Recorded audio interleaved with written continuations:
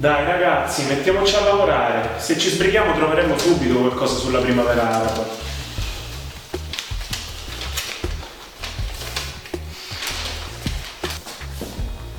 Ma era questo lo scaffale che ci ha indicato la prof? Sì, forza, dai, sbrigati, veloci.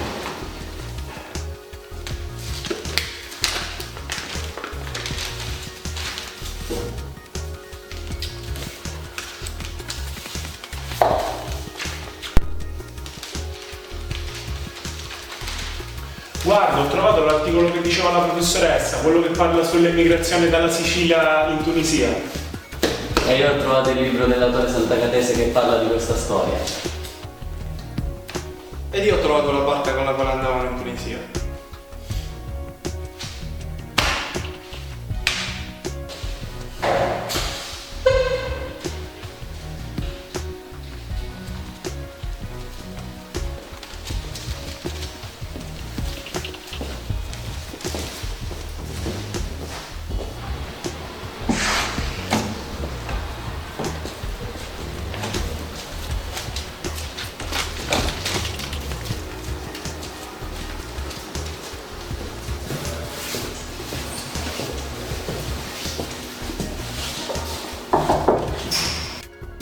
Avanti!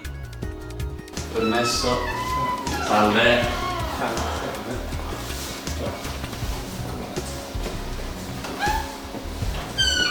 Prego, accomodate. Grazie.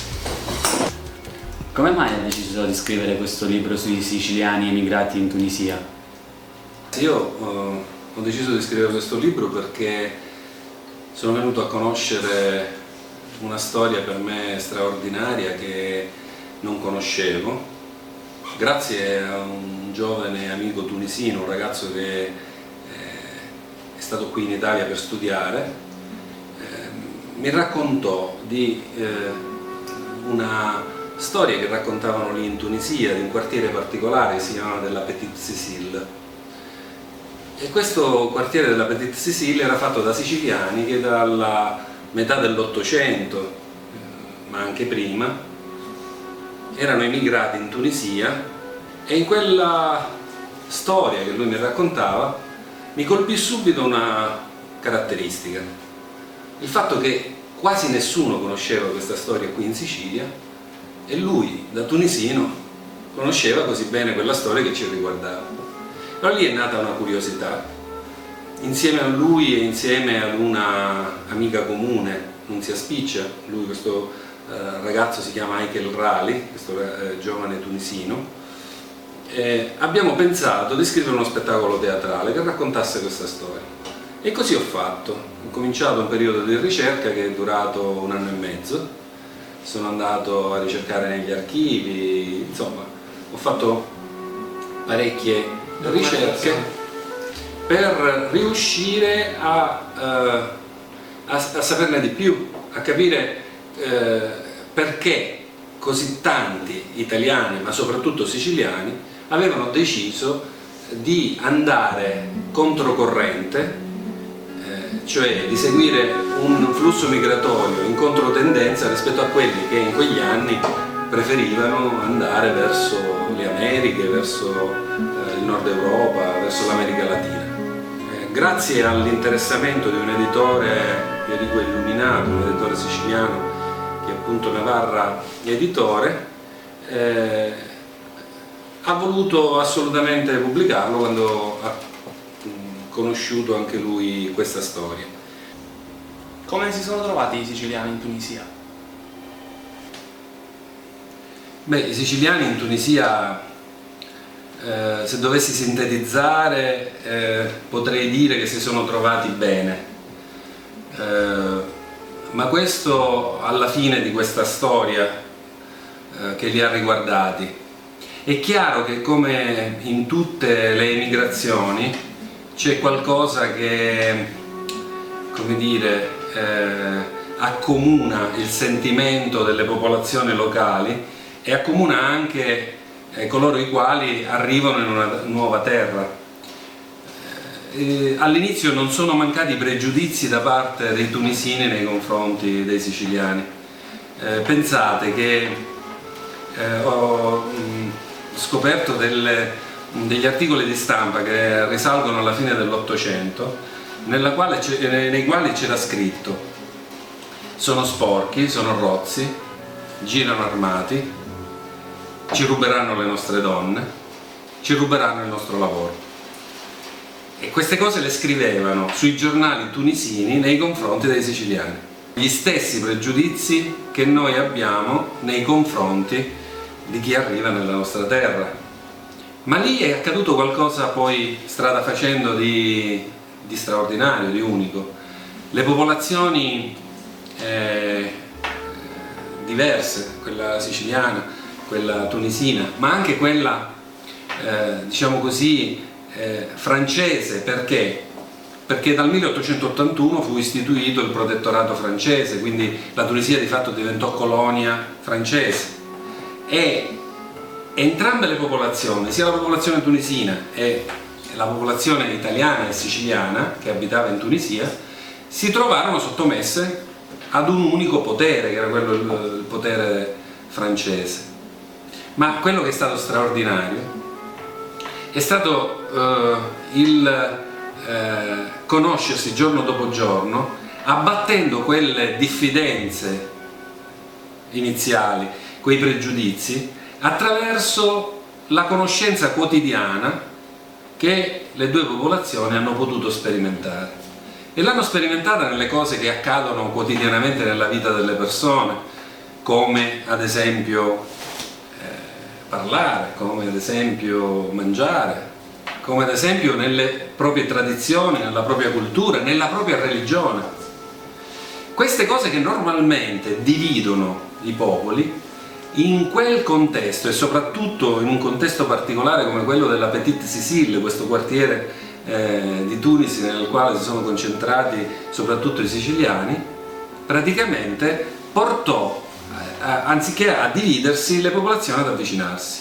Ecco che quindi nasce una lingua che è fatta di siciliano, arabo e francese, uno slang assolutamente originale, proprio nel quartiere della Petite Sicile, che vedeva la presenza di così tanti siciliani, proprio negli aspetti della vita quotidiana.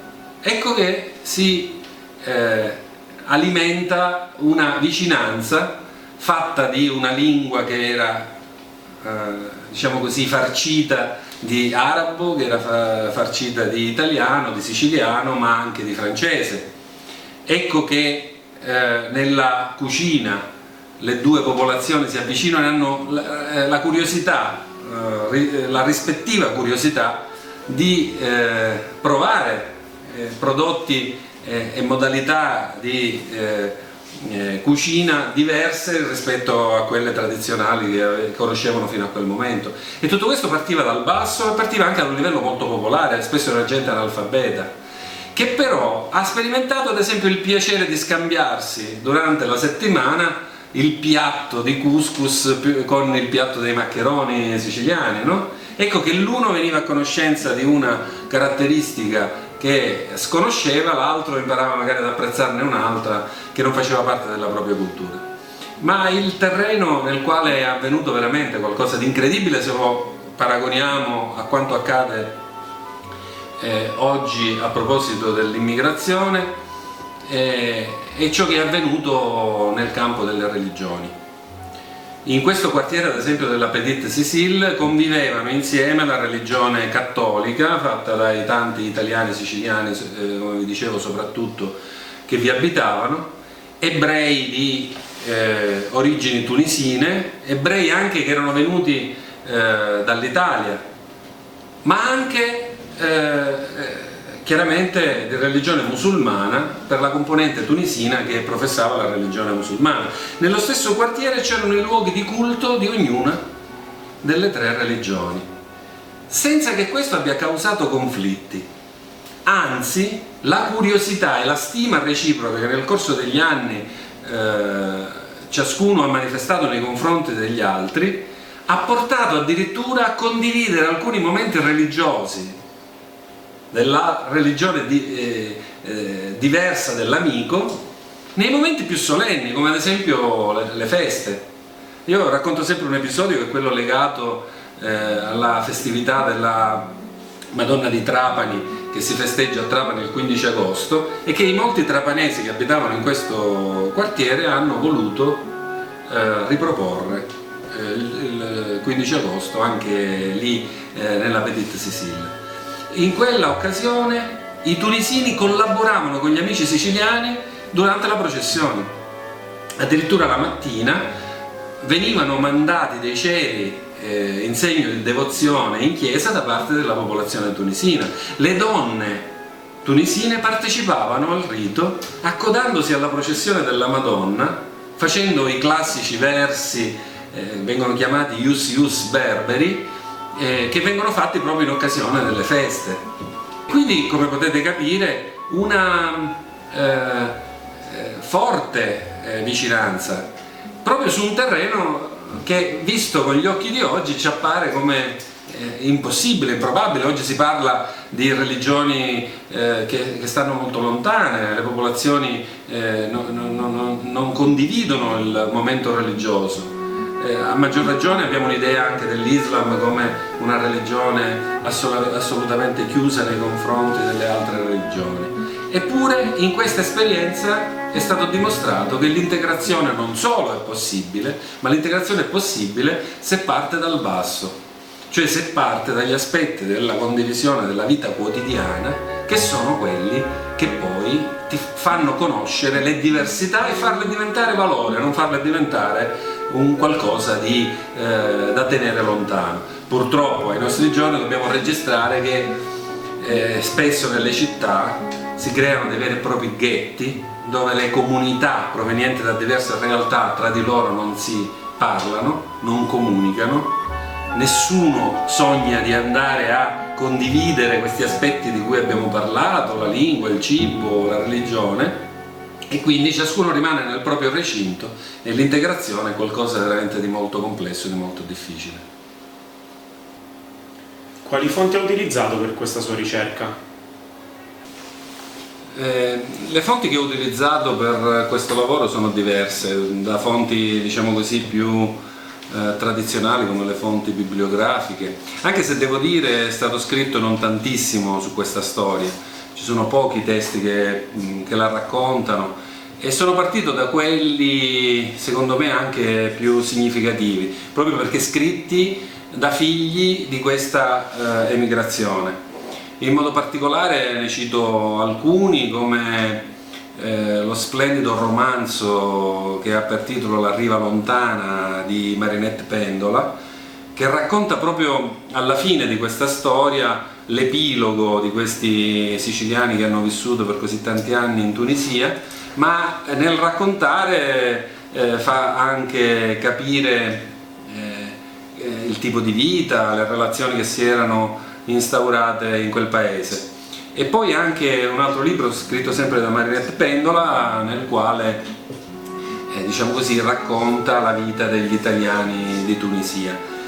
Ma vi è stato anche recentemente un libro scritto da uno storico siciliano, Enzo Tartamella, che ha praticamente condotto uno studio densissimo di dati, diciamo così, di informazioni che ho ritenuto veramente fondamentali, perché grazie a questi studi è stato possibile appurare anche l'entità numerica di questo tipo di emigrazione, che dai francesi veniva chiaramente nascosta, sottovalutandola e sottodimensionando la presenza dei siciliani in Tunisia e degli italiani in genere, ma che nella realtà si è visto ha coinvolto oltre 150.000 italiani, dei quali l'80% erano siciliani. Quindi parliamo di numeri elevatissimi se pensiamo che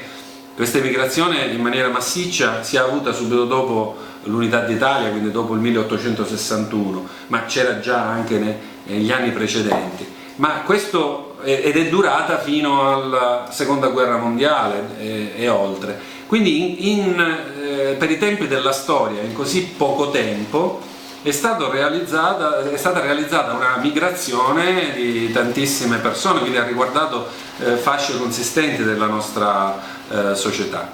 Ma a queste fonti, diciamo così, di tipo tradizionale ne ho aggiunte anche altre, perché sono stato al museo dell'emigrazione di Gualdo Tadino in Umbria, dove vengono custoditi anche dei materiali, sia dei libri ma anche dei documenti che riguardano questa emigrazione, che nel corso degli anni sono stati raccolti e anche questi mi sono serviti per la mia ricerca. E inoltre ho avuto anche la possibilità di ricevere delle testimonianze dirette sia da persone che sono state coinvolte in questa emigrazione, ma anche da chi si è occupato di seguire gli esiti di questa storia.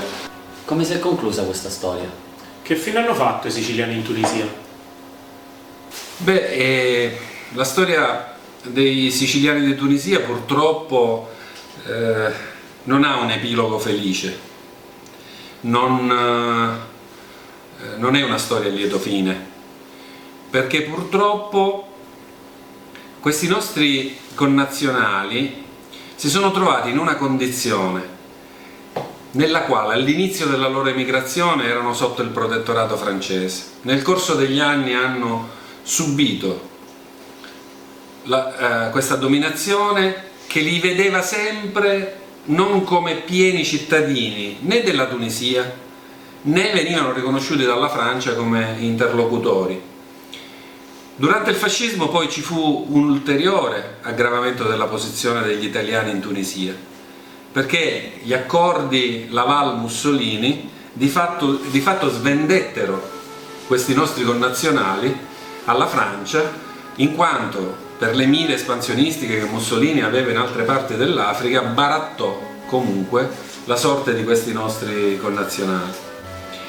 Alla fine degli anni 50 e fino ai primi anni 60 dovettero addirittura abbandonare tutte le loro proprietà, perché furono confiscate dal governo tunisino, che era venuto di nuovo, diciamo così, in possesso della propria autonomia, della possibilità di decidere per il proprio popolo. Qualcuno decise di rimanere in Tunisia, molti andarono in Francia, tanti altri tornarono in Italia, ma tornarono in Italia in una nazione che non conoscevano più, perché erano stati i loro nonni a emigrare in Tunisia. Molti di loro non erano mai venuti né in Sicilia né in Italia, quindi la loro storia è una storia fatta anche di tante difficoltà quando sono rientrati in Italia. Quelli che sono rimasti in Tunisia, e ancora oggi ce ne sono, una casa di riposo proprio a Tunisi, nella quale risiedono questi ultimi superstiti di questa storia della piccola Sicilia, che non sono stati riconosciuti dal governo tunisino, non sono stati riconosciuti dal governo italiano né da quello francese, non hanno neanche una pensione. Pertanto ci sono delle suore che si occupano di loro, e quel prete di cui parlavo prima, don Francesco Fiorino, alcuni anni fa ha deciso, l'ho fatto in più occasioni, di far tornare questi anziani che hanno 80 anni, che hanno 85 anni e che parlano siciliano, questo slang misto di arabo e siciliano, ma che non erano mai stati in Sicilia. E così hanno organizzato dei viaggi, li hanno fatti venire qui in Sicilia per conoscere quantomeno la terra di origine della propria, diciamo così, dei propri avi. Spesso la storia guarda i grandi avvenimenti, e forse questo è uno dei motivi che mi ha spinto, diciamo così, a voler andare a fondo a questa storia, proprio per ridare dignità a questi nostri connazionali che non solo se l'erano vista negata nel corso della loro esistenza, dimenticati da tutti, ma anche alla fine di questa loro esperienza si sono visti ancora una volta non riconosciuti come degli apolidi in giro per il mondo, senza aver recuperato una dimensione di appartenenza ad una comunità, ad una nazione, che, se ci riflettete, spesso è un elemento molto importante nella vita di tutti.